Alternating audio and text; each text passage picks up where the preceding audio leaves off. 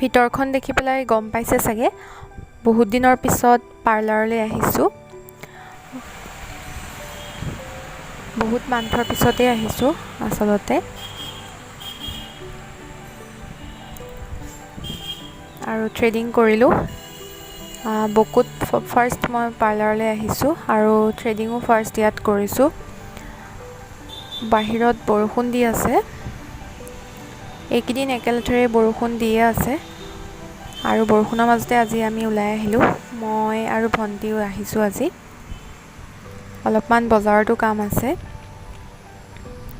আৰু মোৰ হৈ গ'ল পাৰ্লাৰত কাম ভণ্টি হেয়াৰ কাট কৰি আছে সেয়েহে অকণমান ৰখি আছোঁ এয়া ভণ্টি হেয়াৰ কাট কৰি আছে হোৱা নাই তাই সেয়েহে মই বাহিৰতে ৰখি আছোঁ এইটো বকুৰ ৰাস্তাটো মেইন ৰোড হেল্ল' এভৰিৱান পুনৰবাৰ স্বাগতম জনালোঁ আপোনালোকক মাই হেপিনেছ চেনেলৰ আন এটি ভ্লগলৈ আৰু আজি ভ্লগটো মই তেতিয়াই ষ্টাৰ্ট কৰিলোঁ মানে বজাৰলৈ গৈছিলোঁ তেতিয়া দেখুৱালোঁ আপোনালোকক অকণমান আৰু বজাৰৰ পৰা আহিলোঁ বহুত বৰষুণ দি আছিলে সেয়েহে তেতিয়া ভিডিঅ' নকৰিলোঁ অহাৰ সময়ত আৰু কিবা কিবি বজাৰ কৰি মেলি আহিলোঁ আহি ঘৰত এতিয়া ৰাতি 10টাই বাজিবলৈ হ'ল ভাত পানী হৈ গ'ল ভাবিলোঁ ভ্লগটো যিহেতু ষ্টাৰ্ট কৰিলোঁ শেষ কৰিব লাগিব সেয়েহে আহিলোঁ আপোনালোকৰ ওচৰলৈ আৰু এইখিনিতে কওঁ ইমান বৰষুণ দি আছে এবাৰ বহুত বেছি বৰষুণ হৈছে আৰু এতিয়া হৈছে বাৰিষাৰ সময় বহুত বেছি অসমত বানপানী হয় সকলোৱে জানেই প্ৰতি বছৰে অসমত বহুত বেছি বানপানী হয় অসমৰ এটা মানে কিছুমান ঠাইত বহু জেগা আছে বানপীড়িত জেগা যিবোৰত বহুত বেছি বানপানী হয় আৰু বহুত বেছি ক্ষতিগ্ৰস্ত হয় প্ৰতি বছৰে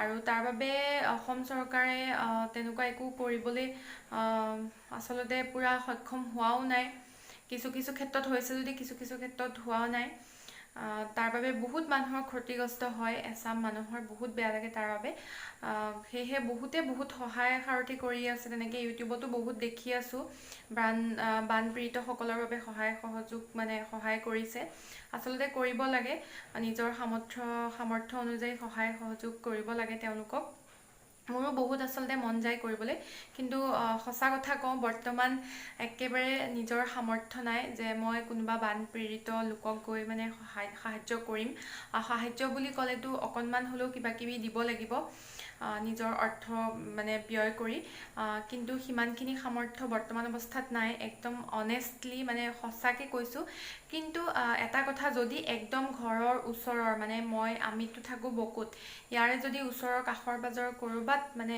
একদম ওচৰত বানপীড়িত তেনেকুৱা কোনোবা লোক থাকে বা মই যদি সহায় কৰিবলৈ মানে কিবা সুবিধা পাওঁ তেতিয়াহ'লে মই নিশ্চয় সহায় কৰিম তাৰ বাহিৰে বহুত দূৰত গৈ বা তেনেকৈ বহুত বয় বস্তু লৈ তেনেকৈতো সহায় কৰিব পৰা নিজৰ সামৰ্থ্য বৰ্তমান নাই আৰু মই যিহেতু ইমান ডাঙৰ ইউটিউবাৰো নহয় যে কিবা মানে সাহায্য কৰিব পাৰিম আৰু বৰ্তমান নিজেও চাকৰিৰ পৰা মানে ছুটিত আছোঁ বা কৰোণাৰ বাবেও জইন কৰিব পৰা নাই সেই ফালৰ পৰাও মানে প্ৰব্লেম চলি আছে কৈছোঁ আপোনালোকক সকলো কথা খুলি পেলাই সেয়েহে মই ভগৱানৰ ওচৰত প্ৰাৰ্থনা জনাইছোঁ আৰু মনৰ পৰা কৈছোঁ যাতে বানপীড়িত লোকসকল মানে তেওঁলোকক যাতে ভগৱানে এই বিপদৰ পৰা ৰক্ষা কৰক সোনকালে তেওঁলোক মানে বানৰ পৰা মানে কবলৰ পৰা উদ্ধাৰ হওক তাৰেই মই প্ৰাৰ্থনা জনাইছোঁ তাতকেনো আৰু কি বেছি ক'ম বাকী আমাৰ বৰমূৰীয়াসকল আছেই মানে ৰজাঘৰীয়া চৰকাৰৰ কথা কৈছোঁ তেওঁলোকে নিশ্চয় এই মানে বানপীড়িত লোকসকলৰ কাৰণে আচলতে ভাবিব লাগে আৰু কি মানে কৰিলে ঠিক হয় অসমৰ সেই বানপীড়িত জেগাসমূহ তাৰ বাবে চিন্তা কৰিব লাগে আচলতে বেলেগ ৰাজ্যসমূহত ইমান বেছি গুৰুত্ব দিয়ে মানে বানপানী আমাৰ ইয়াতে সিমানখিনি গুৰুত্ব দিয়া দেখা নাযায় আচলতে ইমান বিশেষকৈ ইমান বেছিকৈ মই নাজানো তথাপিও যিখিনি জানো কৈছোঁ ঠিক আছে তেতিয়াহ'লে মোৰ ব্লগটোৰ মাজলৈ যাওঁ আৰু আজি বজাৰলৈ গৈছিলোঁ যিহেতু বজাৰৰ পৰা কি আনিলোঁ মই অকণমান দেখাম আপোনালোকক এতিয়া মই বেলেগ এটা ৰুমত আছোঁ গৈ পেলাই মই দেখাই আছোঁ আপোনালোকক আৰু দুপৰীয়া সময়ত কি বনাইছিলোঁ সেয়াও অকণমান দেখাম আৰু এটা ভীমকলৰ সুন্দৰ ৰেচিপি আপোনালোকৰ লগত শ্বেয়াৰ কৰিম। তেতিয়াহ'লে চাই থাকিব ব্লগটো শেষলৈকে আৰু শেষত জনাবলৈ নেপাহৰিব আপোনালোকৰ কেনেকুৱা লাগিল, কমেণ্ট কৰি জনাব। আৰু যিসকল মোৰ চেনেলটোত নতুন হয় তেওঁলোকে মোৰ চেনেলটো ছাবস্ক্ৰাইব কৰিব প্লিজ। আৰু কাষত থকা বেল আইকনটো প্ৰেছ কৰি অল কৰি দিব, তেতিয়া আহিবলগীয়া ভিডিঅ'ৰ ন'টিফিকেশ্যনসমূহ পাই থাকিব। ঠিক আছে, তেতিয়াহ'লে ব'লক ভিডিঅ'টোৰ মাজলৈ আগবাঢ়োঁ আৰু শেষলৈকে চাই থাকিব। ঠিক আছে। বজাৰৰ পৰা আজি এয়া পিউৰ বাবে 2টা ফ্ৰক আনিলোঁ, গৰমত পিন্ধিবৰ বাবে। ভাল লাগিলে সেয়েহে 2টা লৈ আহিলোঁ।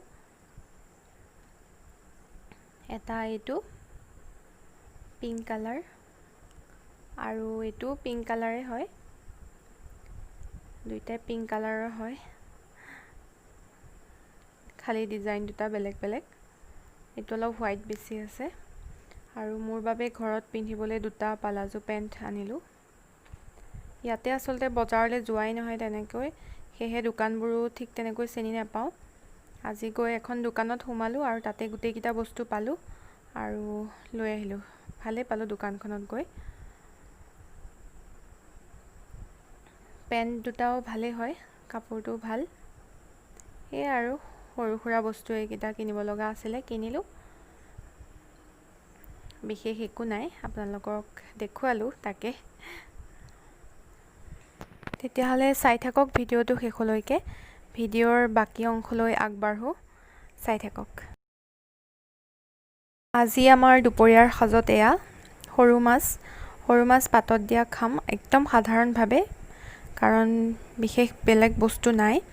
সেয়েহে এনেকৈ কলপাত মায়ে ফাৰ্ষ্টতে সেকি ল'লে গেছত। পাতত দি খাম মাছখিনি আচলতে। এতিয়া মাছখিনি তাত দি দিলে আৰু ওপৰত দিছে কেইটামান মান ধনিয়াৰ পাত কাটি কাটি। আৰু ইয়াতে বহুত কিবা কিবি দিব পাৰি আচলতে, আমাৰ সেইদিনাখন নাছিলে ইমান বস্তু আৰু সেয়েহে আমি অকল ধনিয়া পাতেই দিলোঁ ওপৰত। যেনেকৈ ইয়াতে আদাও কুটি দিব পাৰি বা মচন্দৰী পাত এনেধৰণৰ দিব পাৰি, আমাৰ নাছিলে সেইবাবে দিয়া নহ'লে। আৰু এতিয়া কলপাত সেকি লৈ তাৰ ওপৰত এনেকৈ মাছখিনি দি এতিয়া এনেদৰে ভালদৰে বান্ধি দিব কলপাতখন। সকলোৱে জানেই চাগে, আৰু এইটো একেবাৰে সাধাৰণ পদ্ধতি মাছ পাতত দিয়াৰ।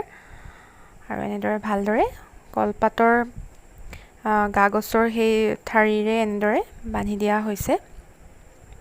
এতিয়া যিহেতু জুই নাই, গেছতে এইদৰে এখন টাৱা গৰম হ'বলৈ দি তাৰ ওপৰত এনেকৈ বান্ধি লোৱা টোপোলাটোৰ ওপৰত দি দিয়া হ'ল।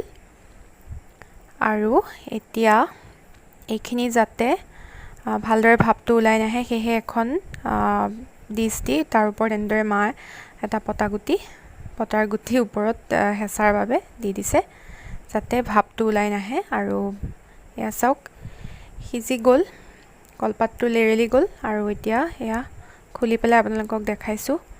সকলোৱে জানেই, তথাপিও অকণমান আপোনালোকৰ লগত শ্বেয়াৰ কৰিলোঁ। আপোনালোকেনো কেনেদৰে খাই ঘৰত, মানে জুই নহ'লে, জনাব কমেণ্টত।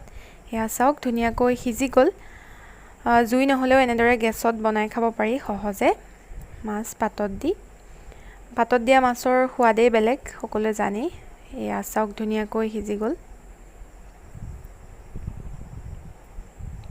এতিয়া এইখিনি এনেদৰে বাতি এটাত উলিয়াই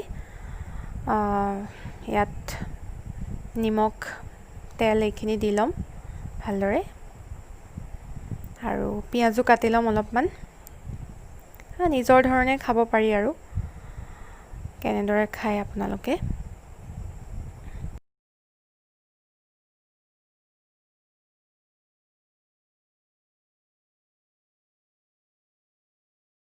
পাতত দিয়া মাছখিনি ৰেডি হৈ গ'ল। আৰু এই সৰু মাছৰে অলপমান এনেদৰে ভাজি বনালে।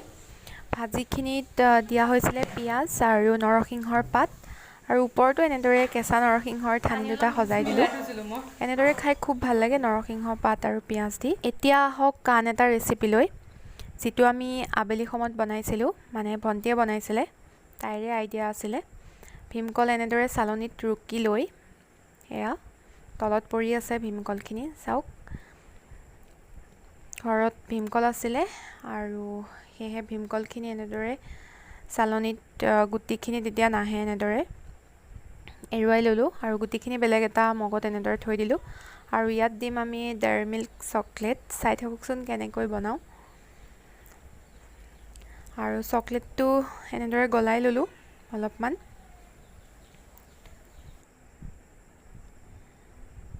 এতিয়া ভালদৰে এইখিনি কুটি লৈছোঁ যোনখিনি চালনীত চালি পেলাই উলিওৱা হৈছিলে আৰু ইয়াতে অকণমান আমি গাখীৰ এড কৰিছিলোঁ গাখীৰ বেছি নাছিলে আৰু এতিয়া এনেদৰে তলত যোনখিনি চকলেট গলাই লৈছিলোঁ ফাৰ্ষ্টতে গ্লাছত চকলেটখিনি দিলোঁ তাৰ ওপৰত ভীমকল আৰু গাখীৰৰ মিশ্ৰণটো তাৰ ওপৰত আকৌ চকলেটখিনি এনেদৰে দিছোঁ সম্পূৰ্ণ নিজাকৈ ভাবি লোৱা ৰেচিপি হয়